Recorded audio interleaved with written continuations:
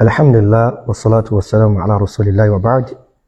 Fassalamu alaikum wa rahmatullahi wa barakatuh. Afẹ́fẹ́ ti fẹ́, a sì ti rí fúrọ̀ adìyẹ. Látara gbogbo àwọn fíléńgé eléyìí tí ẹni wa yìí tí wọ́n ń ṣe. Lábẹ́ pé a fẹ́ bà àfáà kan lórúkọ jẹ́. A fẹ́ fọwọ́rọ́ dáwà kan sẹ́yìn látara pé kálíbà ṣe kí ni o, kálíbà establish eléyìí tí a wà fẹ́ ṣe kí ni o, tá fẹ́ fi lọ́lẹ̀. So kílípù kan ni mo rí wò ní àìpẹ́ yìí tí mo wá tí wọ́n ń gbọ́ kúlẹ̀kúlẹ̀ tí à ń torí ẹ̀ bà Sheikh Al-Royeez lórúkọ jẹ́, tá fi ń pè wọ́n lóríṣiríṣi àwọn nǹkan tí à ń pè wọ́n. À ń lẹ ìrẹ̀hàbíyà mọ́ wọn, a pè wọ́n ní khariji, bákan náà a tún pè wọ́n ní murji'i àti bẹ́ẹ̀ bẹ́ẹ̀ lọ. Nítorí pé kí ni o, pé wọ́n ní wọ́n ń sọ àwọn èèyàn lára kúrò lára àwọn àfáà kan tí wọ́n jẹ́ àfáà oníbídíà, tí wọ́n jẹ́ àwọn ògbóǹtarìgì nínú àwọn al-Ikhwanul Muslimun, gẹ́gẹ́ bí Sayyid Qutb, gẹ́gẹ́ bí Hassan al-Banna, gẹ́gẹ́ bí Dr. Yusuf al-Qaradawi àti bẹ́ẹ̀ bẹ́ẹ̀ lọ. Tàbádẹ̀ gbogbo àwọn tí Sheikh Al-Royeez tí wọ́n ń sọ àwọn èèyàn lára kúrò ní ibi ìpèpè wọn, kúrò níbi dáwà wọn, a rí pé àwọn ògbóǹtarìgì nínú àwọn Ikhwanul Muslimun. Ókè, tí yẹn ló wá sọ Sheikh Al-Royeez di èèyàn kéèyàn dẹni bí. Subhanallah. Àbùkátà láti páyọ̀ Ọlọ́run Allah subhanahu wa ta'ala. Ní dáwà àwọn al-Ikhwanul Muslimun, ilé tó ṣe pé kò síbi tí ó dé àfi kó bá èèyàn jẹ́. Kò síbi tí ó sọ̀kalẹ̀ sí àfi kó kó àgbákò bá ayé yẹn. Kò ní sọ̀kalẹ̀ sí ìlú kan àfi kó bà ìlú yẹn jẹ́. Gbogbo àwọn èmi ni Sayyid Qutb ni, kódà tó fi mọ́ Zainab Ghazali àti gbogbo àwọn tí wọ́n já wọn founders nínú Jama'a al-Ikhwanul Muslimin. Ẹjá lọ wo àtúbọ̀tán gbogbo wọn. Ẹjá lọ wo gbogbo àwọn nǹkan tí àwọn wọ̀nyí tí wọ́n jẹ́ sábàbí rẹ̀ ní tálábúrú. Ṣé Mísírọ̀ la fẹ́ sọ ni àbáwọn àyè mìíràn tí wọ́n ti jẹ́ sábàbí àgbákò fún. So káwárá fà kan kó mọ wá ṣọ́ àwọn èèyàn lára kúrò níbi àdádálẹ̀ wọn, kúrò níbi wàhálà wọn, kúrò níbi làásìgbò wọn, tí yẹn ló wá sọ àfà yẹn di èèyàn kéèyàn. Subhanallah. So eléyìí táwa wá fẹ́ máa pè àwọn èèyàn sí ìdí ẹ̀ ń sìn, wọn níbi dáwà àwọn al-Ikhwanul Muslimin. Subhanallah. Ní dáwà tó ṣe pé wallahu al-musta'an wa alayhi tuklan. Nínú nǹkan tó yẹ kí gbogbo onísúnnà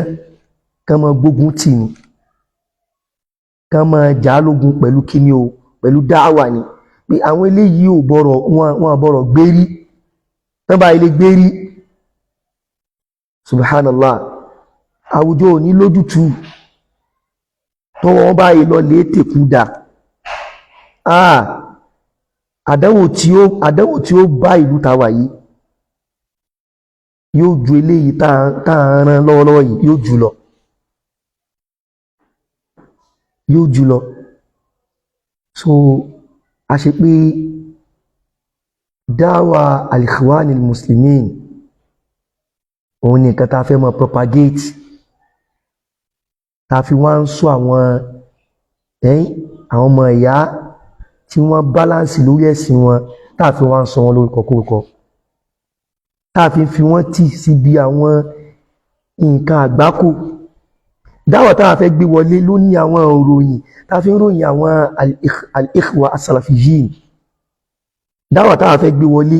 tá fẹ́ máa polongo fáyé òun ló láwọn ìròyìn yẹn, ló ní ìròyìn ká máa jáde sáwọn ìjọba, ló ní ìròyìn ká máa takò ìjọba, ló ní ìròyìn ká máa ṣiṣẹ́ lábẹ́ pé a fẹ́ gbàjọba. Mo sọ àwọn ọ̀rọ̀ kan lánàá pé ó dàbí pé àsìkò tí ń tó ní tí al-Ikhwanul Muslimun tán wà lórí ẹ̀ gẹ́gẹ́ bí ẹgbẹ́ táwa ṣe fa ìmọ̀ ọdún, yàtọ̀ sí ògbélé tá ń kanu tíra, táwọn àfá ń kanu tíra, àwọn nǹkan kan ń ṣẹlẹ̀ tó ṣe pé tásìkò bá tó táwa bá ń sọ, a fẹ́ káwọn tí wọ́n fẹ́ máa jà wá yàn pé kò rí bẹ́ẹ̀ kan máa jáde. So dáwà yẹn lásìkò tí ojú ti là, táwọn èèyàn ti rí òdodo eléyìí tí wọ́n wá káàkiri tí wọ́n fi débẹ̀, lẹ́yìn tó fẹ́ máa wá pọ́n. Subhanallah, Ọlọ́run ní ṣàṣeyọrí lórí ẹ̀ o. Allah Ta'ala kò ní fún yín ní àṣeyọrí lórí ẹ̀ ṣe, torí eléyìí tẹ́fẹ́ máa gbé wá ìyà burú ni. Ẹ máa wá gbógun ti dáwà òdodo láti máa fi gba dáwà rọ́, dáwà wàhálà, dáwà ogun, láti máa fi gba aláyè náà ni dáwà àwọn al-Ikhwanil Muslimin. Ibo lẹ́yìn rí lórí èpẹ̀ tí dáwà al-Ikhwanil Muslimin tó dé tí ó dáwà alálẹ̀ ń bẹ̀, tí ó sọ àwọn aráàlú yẹn dẹ̀dùn arìnlẹ̀, ibo ni? So ìyẹn lẹ́yìn wá fẹ́ gbé wọlé, lẹ́wà ń torí ẹ̀ láti máa kó pàṣán fún dáwà sàlàfíyà. Ọlọ́run ní jẹ́ ṣàṣeyọrí lórí ẹ̀. Gbogbo ète yín, gbogbo èròǹgbà yín, Ọlọ́run Allah yóò di kó máa bọ́ sí èbúté òfò fún yín ni, yóò máa já sí pàbó fún yín ni, ẹ ní ṣàṣeyọrí lórí ẹ̀. Torí ọwọ́ tẹ́yìn dá ń gbé wájú tàwọn tí tó ṣe pé ó ti di omi àtẹ̀jẹ́ ara wọn ó jù lọ, àwọn tí wọ́n jógbóntarìgì nínú dáwà al-Ikhwanil Muslimin, ọwọ́ tẹ́yìn ń bẹ̀rẹ̀ sí ní gbé wáyé ojú tí wọ́n lọ. Torí àwọn gan náà tí wọ́n ti dákẹ́ lórí àwọn àlámọ̀rí yìí, wọ́n rán ṣe nǹkan wọn ní wọ́rọ́wọ́ ni. Nígbà tí dáwà sàlàfíyà ò tí wọ Nàìjíríà tó nǹkan, òun ni wọ́n fi ń ṣe fílẹ̀ngé as far back as early 2000, 1999. Gbogbo àwọn ìgbà yẹn àwọn ni wọ́n reign. Dáwà sàlàfíyà ti dé Nàìjíríà ṣùgbọ́n kò tí kárí, ojú àwọn èèyàn ò tí là sí. Àwọn táà ń rí gẹ́gẹ́ bí onísúnnà tí wọ́n ń polówó súnnà tán polongo rẹ̀ ńgbà náà, so àwọn náà làwọn al-Ikhwanul Muslimun, àwọn ni nígbà tó jú ò tí là. Ṣùgbọ́n nígbà tó lọ́ba láà ní kí àwọn àfáà dìde pẹ̀lú ìgbìyànjú, ìmọ̀ dákẹ́, ìmọ̀ yànnàná òdodo, ìmọ̀ tó àṣírí rọ́, tí gbogbo wa ń gbọ́, ojú wa bẹ̀rẹ̀ sí ní là sí pé àṣepé súnnà tá a wọ́pá fẹ́ ṣe, àṣepé ó dá pé súnnà yẹn gangan ní kọ́lọ́ọ̀bà Allah subhanahu kó tó wá ṣàmọ̀nà ọ̀pọ̀lọpọ̀ àwọn èèyàn sí di dáwà sàlàfíyà. Mo ti já sí pé tọ́ àdánwò tó padà tún wọlé lẹ́yìn rẹ̀ náà, lẹ́yìn orí yẹn, òun náà ni àdánwò jàbàtà. Tó pé dáwà sàlàfíyà ó ti ń lọ nílẹ̀ Yorùbá, tó pé nílé táà náà tá gbàgbọ́ ìdáwà sàlàfíyà ń sìn tá bá kà ní méjì, ó ti lọ bí 20 ọdún. Torí kété tá kú ònú lójú ọ̀nà eléyìí tí àwọn Ikhwanul Muslimin tí wọ́n gbé wọlé, tá kú lórí rẹ̀ láti ṣe kíni o, láti gbàgbọ́ yé dáwà sàlàfíyà, láti darapọ̀ mọ́ àwọn ọmọ ìyá tí wọ́n ṣe gbìyànjú lójú ọ̀nà náà. Bí ká sọ pé bí a bí 2006, Hawali 2006-07 láti kú nínú harakatu àwọn al-Ikhwanil Muslimin. So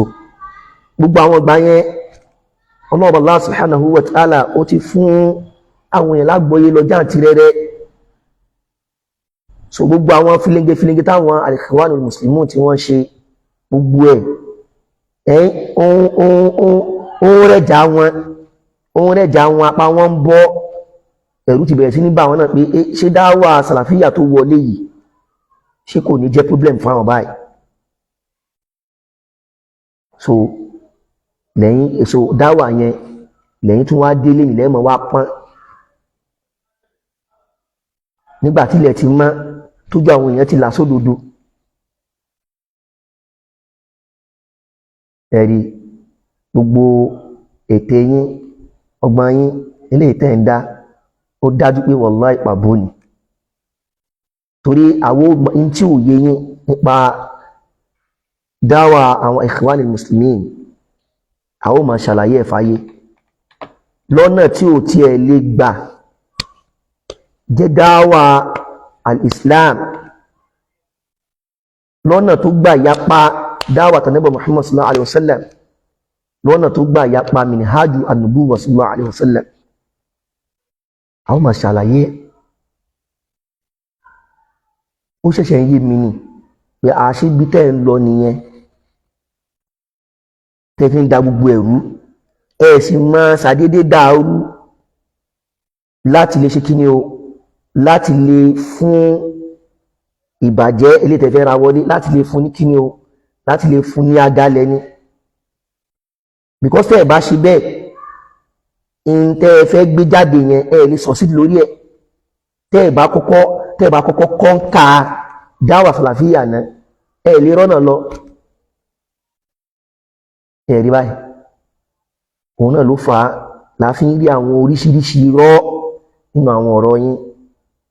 àwọn àgbákò rọ́, àwọn irọ́ eléyìí tí ó tinú rọ́ jáde láfi ń rí nínú àwọn ọ̀rọ̀ yín. Bẹ́ẹ̀ náà là ń rí àwọn àbùsí nínú dáwà yín, ìbanilórúkọ jẹ́ là ń rí ń bẹ̀ torí nǹkan tẹ́ fẹ́ achieve. Ẹ lè mọ̀ ọ́ àfẹ́ni tọ́lọ́ọ̀bà Allah subhanahu wa ta'ala tó bá ti kàkọ́ọ́lẹ̀ àánú àbí ṣìnà mọ́ òun ni ó lọ pẹ̀lú nǹkan tẹ́ gbé wáyé. Subhanallah, dáwà al-Ikhwanul Muslimin níbo la hawla wala quwwata illa billah. Ẹjá bẹ̀rù Ọlọ́run fa, ẹjá bẹ̀rù Ọlọ́run fa. Lèmi ṣe sọ lánàá pé tó bá já sí pé ẹgbẹ́ ẹ̀sìn sàlàfíyà mọ́ náà ẹnìkan ò mú yín lọ́wọ́ dání, ibi tẹ́ẹ̀tún mórí lé yẹn ẹ máa lọ nígbà tí èsì túláàsì. Bẹ́ẹ̀ bá sì máa ṣe rùdúùd ẹ máa ṣe rùdúùd pẹ̀lú insaf, pẹ̀lú dédé, wa bil haqq, pẹ̀lú òdodo. Ẹ má torí pé ẹ fẹ́ gbé nǹkan kan wọlé láti wá fi ba nǹkan míì jẹ́. Tẹ́ bá fẹ́ sọ̀rọ̀ nípa dáwà sàlàfíyà ẹ sọ pẹ̀lú òdodo, ẹ kéwú jáde, ẹ kàn mọ́ mú àtàmọ́ àwọn ọ̀rọ̀ tí ò jọra wọn. Ẹ bá àwọn èèyàn ṣe ń mú irọ́ yín lọ́tún lósì. So tí ẹ bá sì ti darọ́pọ̀ mọ́ dáwà kò lè ṣàṣeyọrí mẹ́. Tí lálá rẹ bá lókè àfà ilẹ̀ ni ó padà sí. Yàtọ̀ sí tó jọ mọ́rọ̀ dáwà gan inú ìgbésí ayé yín gan àwọn èèyàn ti ń bá yín mú irọ́ bẹ́ẹ̀, wọ́n ti bá yín mú irọ́ bẹ́ẹ̀. Ìbò ní bídíà kan ló bá yín kó ọ̀rọ̀ yín méjì kan wá níbì kan ẹni látìgbà tán ti bí yín ṣòwò kankan rí, ṣé ó lẹ̀ fi gbogbo ìgbésí ayé yín ké. Nígbà tẹ́ ti gbàgbé pé ẹ̀yin kan iná lẹ ti jáde sọ́ọ́rí pé nígbà tẹ́ kéwú tán tẹ́ dé tẹ́ ń ṣòwò jàlámíà, so tẹ́ nípàdé pọ̀ pẹ̀lú ẹnìkan ní north àbí nǹkan pé tẹ́ wá sọ pé jàlámíà lẹ́ ń tà, ẹni ẹ wá dorí kodò níbànújẹ́ pé jàlámíà bí ti bú o ládúrú kéwú tó ké yìí ṣé jàlámíà wọn máa fi tà ní. Ẹ wo tanakudot, ẹ wo báwọn ọ̀rọ̀ yẹn bó ṣe ń takora wọn, bó ṣe ń yapa ara wọn. Mi ò ṣòwò kankan rí, gbogbo ẹ̀ náà sì rí pẹ̀lú fáàrí náà ni bí pé àti ìrẹ́dà kan tọrọ yé bí ti ń rí, àti ìrẹ́dà kan tó níjà láàlà kan bí ti ń rí, àti ìrẹ́dà kan tó ṣàṣeyọrí kan rí bí ti ń rí. gbogbo àwọn ọ̀nà tẹ́ ń gbà sọ̀rọ̀ nìyẹn àwọn abáyín gbé méjì wá sẹ́gbẹ̀ẹ́ ara wọn pé sọ̀rọ̀ yóò takora wọn báyìí ìṣòwò kankan rí kí mo fi gbogbo ọjọ́ ayé mi ké nínú kílípù kan nínú kílípù míì mo ta jàlámíà rí débi pé wọ́n bá mi kẹ́dùn pé aṣí jàlámíà lọ ayẹ̀kọ́ máa tà ládùúgbò kí ó tó kéyìí so gbogbo tí ẹ̀ bá ti múrọ́ mọ́ kìí tọ́jọ́ kìí last bí ẹ̀ bá ti ẹ̀ ń parọ́ lórí ìgbésí ayé ara rẹ̀ ó ṣe é fi wé mọ́ òun nìkan ni ó mọ̀ làkóbá rẹ̀ ṣùgbọ́n ká wá bẹ́ẹ̀zì dáwà ọlọ́run ìṣojú ọ̀nà Allah subhanahu wa ta'ala ká wá bẹ́ẹ̀zì ẹ̀ lórí irọ́ àtàbùsí èyí léwu púpọ̀ ó léwu púpọ̀ ẹ̀já lè jáwọ́ ká sì túbá lọ sọ́dọ̀ Allah subhanahu wa ta'ala so níparí òní pé dáwà Ikhwani tẹ́fẹ́ mọ́ propagate àtẹ̀yìn àti gbogbo àwọn tẹ́ẹ̀mọ̀ pẹ́fẹ́ mọ́ jáde ẹ gbọ́ wòtòwòtò pẹ̀lú ìyàndọ̀ lọ́n mo gbọ́ lecture Sheikh wa Kamal Ibrahim láìpẹ́ ìmọ̀ ìpósẹ̀ sórí péjì wa ẹ lọ gbọ́ àwọn ọ̀rọ̀ tí bàbá sọ kọlọ̀bà láàkóbá ní ṣàlékún àdótì ẹ̀ fún wa tí ó bá wọn ṣáà ìfìwà náà tó kù tó ti yé táwọn bá ti ń ké tíà lórí àwọn nǹkan tí àwọn Ikhwanul Muslimun tí wọ́n kó sí àwọn ò ní tíà kankan tàbí bá yín ké àwọn reality bàbá tí ẹ máa ké tíà náà fún yín lórí àwọn aburú tẹ kú sí tẹ́ tí ẹ̀ súnmọ́ súnmọ́ rárá àwọn Ikhwanul Muslimun wọ́n súnmọ́ súnmọ́ rárá ni o wọ́n súnmọ́ súnmọ́ rárá ẹnu nígbà láti sọ tó ti yé bí mo rí tíra dédé ni táàmọ̀ ké ṣùgbọ́n bá rí tíra gbogbo ẹgbẹ́ lágbárí àgbàgbé ẹ̀ ìwọ tó bá wá jẹ́ ọ̀kan nínú àwọn Ikhwanul Muslimun kó wá jáde láti wá sọpọ̀ àwọn kan yẹn ò rí bẹ́ẹ̀ ẹkàn fojú jo ní súnnà ni ìṣò ní súnnà ìtàlá tí ń sọ yìí ẹ̀yin Ikhwanul Muslimun gbogbo ẹ̀ka yín pátá nìfẹ́ máa dárúkọ orúkọ tẹ́ sọ́ra yín Nàìjíríà ṣùgbọ́n gbogbo ẹ̀ka yín ìṣò ní súnnà gbogbo nǹkan tẹ́ẹ̀dẹ̀ ńlẹ̀ máa wọn àsàlàfíyùn yìí ara yín gangan ní sóun ní ti rún Osama bin Laden ṣe àkídà sàlàfíyà ló gbọ́yé tí fi ń dà lúrú tó fi ṣe gbogbo àgbákò tó ṣe yẹn tí ó jẹ́ sábà bí àkóbá fún ọ̀pọ̀lọpọ̀ mùsùlùmí àwọn Boko Haram ṣàkídà sàlàfíyà náà gbọ́yé ẹni kò ní gbọ́ sàlàfíyà yìí wallahi kó gbọ́ àkíkọ̀ sàlàfíyà yìí kó wá máa dà lúrú nínú àwọn tí ó máa wá ojútùú àti fàyàbalẹ̀ sínú ìlú làwọn sàlàfíyà wà torí pé nínú àkídà sàlàfíà ni pé àìṣe khuruju ala al-hukam àìjáde sáwọn olórí àìjáde sí wọn bóyá pẹ̀lú ká máa sọ̀rọ̀ wọn láì dá ní gbangba ni àbí ká máa tún wọn ṣe àbí ká máa láǹṣe mudaharat ní gbogbo àwọn ọ̀nà tí ẹ máa ń gbà á jáde sí lórí àkídà àsàlàfíyà ó ìgésì gbogbo ẹ̀ ṣe wá láwọn sàlàfíyà náà ń dà lórí ṣẹmọ̀ yẹn náà lẹ fún orin sí Làbíbù Lágbàjì lẹ́nu tó náà fi ń kọ pé àwọn sàlàfíyà àwọn náà ń dà lúrú àwọn náà ń bà lú jẹ́ ọ̀nà ṣe kí nìkan náà ṣe wá náà ṣẹ́yìn tí ó ti yé orin tẹ́yìn kọ náà ni gbogbo náà ń lùlù sí àbílù tẹ́yìn lù náà ni gbogbo wọn ń jó sí ṣùgbọ́n ayé pé ilé buhutanu azim àdáparọ́ ńlá tó ṣe kàbìtìkàbìtì ni ibi tẹ́yìn pèpè lọ ibẹ̀ náà ló ní gbogbo àwọn òròyìn tẹ́yẹ ilẹ̀ máa wọ̀n Salafiyun yìí ahdakumullahu ta'ala so ó ṣẹ̀ṣẹ̀ yé mi ni pé àṣé kìí ṣe pé ọ̀rọ̀ pé kẹ́kẹ́ dàápọ̀ nìkan nìṣòro tó bá yín ìṣòro kan ni pé ẹ̀yin nìkan lẹ fẹ́ hàn ẹ fẹ́ dàápọ̀ kí gbogbo ayé rí pé ẹ̀yin nìkan lẹ mọ̀ ṣe bákan náà ẹ sì fẹ́ gbé dáwà Ikhwanul Muslimun ẹ fẹ́ gbé lárugẹ lẹ́yìn ìgbà tó ti lulẹ̀ because wọ́n ti lulẹ̀ látọdún wo ní Nàìjíríà ń bí o even lágbàáyé gan Saudiya wọn tó bẹ̀ wọn rórí gbé ń bẹ̀ Nàìjíríà yìí náà ọlọ́ọ̀bá láti fi àwọn jahabiza àwọn ògúnná gbòǹgbò tí ń dátọ́ lẹ́nu gbínú àwọn àfáà ó ti fi wọ́n gbá àwọn Ikhwanul Muslimin ó ti fi wọ́n gbá wọn mọ́lẹ̀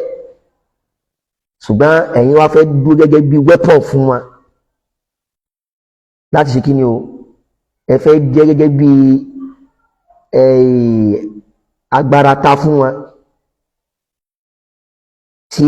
yóò mọ̀ ṣe kí ni o tí ó mọ̀ gbà wọ́n lẹ̀ gbogbo àwọn nǹkan tó ti lọ eléyìí tí wọ́n ti ṣàṣeyọrí ẹ̀ mọ́ láti pé kẹ́ mọ́ wá ṣe kí ni o kẹ́ padà mọ́ á gbé nǹkan lárugẹ ẹ̀rí àti jòdodo lẹ bá lọ ṣùgbọ́n àìní ní tó dodo lẹ bá bọ̀ ojú rèé wallahi ìran rèé níbi ìṣìnà tọ́lọ̀bá láti ní kí ọ̀pọ̀lọpọ̀ ojú ó là kú mẹ́ lórúkọ súnnà lórúkọ sàlàfíyà lẹ́yìn ó tún máa wá gbé subhanallah ẹ tún máa fi gbé nǹkan ẹ wọlé ẹ wo nǹkan méjì tó yàtọ̀ síra wọn tẹ́ máa papọ̀ tí láàfáà fi pé dáwà ní ad-da'watu ad-damjiyya dáwà tó fẹ́ kó gbogbo ẹ̀ papọ̀ amalgamation ọlọ́ba sẹ́hẹ́nẹ́ yóò lọ rẹ̀ mi wá yóò ṣe wá pẹ̀lẹ́pẹ̀lẹ́ ẹ̀yin ọmọ ya ẹ má jẹ́ kí wọ́n tààrọ fún yín o ẹ má jẹ́ tààrọ fún yín ẹ má jẹ́ kí wọ́n fi ẹnu dúdú kan fi rò fọ́ fún yín kò sí òdodo níbi tí wọ́n bá yín sọ gbogbo àwọn tí wọ́n sì ń lẹ̀ máa wọn èèyàn tí wọ́n fi ń dọ̀tí personality wọn gbogbo ẹ̀ náà irọ́ la bá ń bẹ̀ torí ẹ̀ náà wọ́n ní pé afẹ́fẹ́ ti fẹ́ fúra adìẹ sì ti ṣe kí ni ó ti hàn sí gbangba báyìí pé yes ibi tẹ́ ń lọ ti yé wa ṣùgbọ́n ìbá dáa kẹ́ mọ́ lọ bí tẹ́ ń lọ wọ́rọ́wọ́ ẹ má jò ó dogun ẹ má jò ó di wàhálà torí bẹ́ẹ̀ ṣe ń gbé yìí bẹ́ẹ̀ ṣe ń gbé yìí bẹ́ẹ̀ ṣe ń gbé yìí bẹ́ẹ̀ ṣe ń gbé yìí ìgbé kí gbogbo ó dàrú kó dàpọ̀ kó fọ́jú pọ̀ ẹ sì máa sọ̀rọ̀ ní sọ̀rọ̀ bíi pé ẹ̀yin lẹ́ wá peace fún ìlú lẹ́ pèpè sí peace ṣọ́nà tí wọ́n ń gbà wá peace nìyẹn ẹnìkan ò kúkú jà yín lógun lórí pé ẹlẹ́ṣin sàlàfíà mọ́ ẹ tún kùnú sàlàfíà náà ẹ tún forúkọ búlẹ̀ fáwọn àwọn ọmọ ìyá ẹ tún wá sí yẹn nìkan ẹ tún máa wá pèjọba lákìyèsí pé àwọn rèé o bí Boko Haram ṣe bẹ̀rẹ̀ rí o bẹ́ẹ̀ sì ni ibi tẹ́yìn sí ń pèpè lọ àwọn gẹ́gẹ́ ní gbogbo àwọn nǹkan yìí rùn níbi dáwà wọn ìjọ òun sàlàfíà bọ́ sórí mímbà rírí àbí gbangba ká máa sọ pé àwọn ń takò jọba àbáwọn túnjọba ṣe àbáwọn ní nǹkan kan against ìjọba àbáwọn àwọn ṣe kí ni o àwọn ń pa àwọn èèyàn láṣẹ láti máa ṣe ìwọ́de máa fi ẹ̀hónú hàn lórí àwọn nǹkan tí ó tẹ́ wọn lọ́rùn tíjọba ń ṣe ṣèbẹ́yìn náà lẹ́yìn ṣe kí ni o lẹ́fà igbá gbogbo ẹ̀ so kí wá ní àsunta ibo ni Boko Haram ti bẹ̀rẹ̀ ibo ni gbogbo àwọn nǹkan burúkú wọ̀nyẹn yẹn ibo ló ti bẹ̀rẹ̀ ṣèbí bí nǹkan tẹ́ faramọ́ náà nínú dáwà yín ẹ má wọrí tẹ́ bá ní wẹ̀yìn ọ̀tún ọ̀dùnà tẹ́ bá lẹ̀ ní gbọ́ àwa náà nígbà tẹ́ bá lẹ̀ ní ṣe kí ni ẹ̀ ní gbọ́ àwa náà nígbà pẹ̀lú ìyànà Allah subhanahu wa ta'ala so ilé jẹ́ nǹkan tí mo ní kí sáyé mú wá fún àwọn ọmọ ìyá pé èmi ò mọ̀ à ń gbóhùn rẹ̀ náà láti jọ ìtẹ́lẹ̀ bọ̀ tó ẹ̀ṣẹ̀ wá ń yé mi ni pé tó bá já pé Sayyid Qutb Hassan al-Banna Dr. Yusuf Qaradawi àtàwọn míì tí wọ́n mention pé Sheikh Ali Royce pé wọ́n ṣe rùdúùdù fún àwọn èèyàn lẹ wá torí ẹ̀ fẹ́ blackmail Sheikh Ali Royce àṣẹ pé a ti mọ ibi tẹ́ ẹ̀ lọ gangan ó ń jọ bẹ́ẹ̀ tẹ́lẹ̀ lójú wa tẹ́lẹ̀ ní ṣùgbọ́n tí wá yé wa gbangba báyìí ní sígbà pé masha Allah wọ́n dẹ̀ ní àwọn lágbàá wọn ní bóna máa ń wí pé idha urifa as-sabab batala al-ajab idha urifa as-sabab batala al-ajab so tá bá ti mọ tá bá ti mọ sábà bí n tó bí nǹkan so kò sí èèmọ̀ kan tó lọ títí ń bẹ̀ mọ́ nǹkan àmọ́ sábà bí rẹ̀ ni ó mọ̀ ṣe wálé mọ̀ pé nǹkan ṣáájú báyìí ó ṣáájú báyìí ṣùgbọ́n tá bá ti mọ sábà bí nǹkan kò sí èèmọ̀ mọ́ ó ti yé wa so àwájọ wà lẹ́nu ẹ̀ náà nìyẹn ilé tí kè bí olówó nú àbí Allah subhanahu mo sọ lánàá mo ní ẹgbẹ́ táwa ṣe àṣẹgbẹ́ dẹ̀kúrẹ́ díò o lè máa gbọ́ létí pé ọdún mélòó á fi ṣẹgbẹ́ ọdún 5 ní bẹ́ẹ̀ ni àwọn nǹkan àwa bá wọn nú ẹgbẹ́ ni tí wọ́n ti lo àìmọ̀ iye ọdún nú ẹgbẹ́ tí wọ́n sì lè sọ àṣírí ẹgbẹ́ tó wà bẹ́ẹ̀ ni gbogbo ilé yóò sínú sàlàfíà wọ́n ní obìnrin ò dánlé ọkọ méjì wò ní òmìnlẹ̀ tó súnmọ́ tí wọ́n bá ń wá òdodo wallahi tó bá ń rìn súnmọ́ dáwà sàlàfíà wà mọ̀ píyẹ̀sọ̀ òdodo lélẹ̀ ṣùgbọ́n tó bá ń wárọ́ wà tẹ́bà ti bí tó wà yẹn wallahi bó ṣe àkíkọ̀ bẹ̀ gan nìyẹn tó bá gbọ́ pé ọdún 5 mo fi tẹ̀lé àwọn al-ikhwanil muslimin àbọ́dún 6 kò jù bá náà lọ mi ò lè pé gbogbo tí mo lò láàrin wọn lè tọdún 7 tí ó ti yé ṣùgbọ́n gbogbo ń táwà kọ́ gbogbo ibi táwà dé gbogbo táwà mọ̀ ń pa rẹ̀ ẹlòmíì lè máa kílèmù pé òun lógún ọdún bẹ́ẹ̀ tó sì lè mọ́ àwọn nǹkan yẹn torí mọ́jẹ̀ ń tán o ní tẹ́dí híyà ló ní rank kódà láàrin ọdún 2 tó bá fara ṣiṣẹ́ fún jàmáà tí wọ́n rí pé eléyìí kódà tó bá já sí pé ikú ló kù ó sì táà ti kú àfà àwọn tí wọ́n ránú jàmáà láàrin bí 20 ọdún ọ sì máa pètàn jàmáà fún wọn bó ti rí gan mọ́ sọ fún yẹn so ẹ ṣe jẹ́jẹ́ o eré ìtẹ́fẹ́ gbé wọlé yẹn kò sọ́nà ń bẹ́ ta bá fẹ́ ṣẹ̀sìn Allah subhanahu ta fẹ́ ṣẹ̀sìn òdodo ta fẹ́ ṣe súnnà o eléyìí tẹ́fẹ́ máa pè àwọn èèyàn sí yẹn pé ẹ jáwọ́ kúrò níbi sàlàfíà ṣùgbọ́n tẹ́fẹ́ máa ṣe ń sin tẹ́fẹ́ máa ṣe gẹ́gẹ́ ni ò wá dà tí ẹ bá ti fẹ́ túbá kò níbi nǹkan á jẹ́ pé túbá kò níbi nǹkan tí ò dá àbí tí ò dá tó ó wá sípọ́n lọ síbi nǹkan tó dáa ju nǹkan yẹn lọ ṣùgbọ́n kí ẹ wá lóun kúrò níbi nǹkan kan tí ò rẹ́sùn kankan àfirọ́ láti fi pọ́n kúrò níbi nǹkan yẹn wá bọ́ síbi nǹkan míì tó wá worst tí ò lẹ́rìí a ṣe pé àtúbọ̀tán bú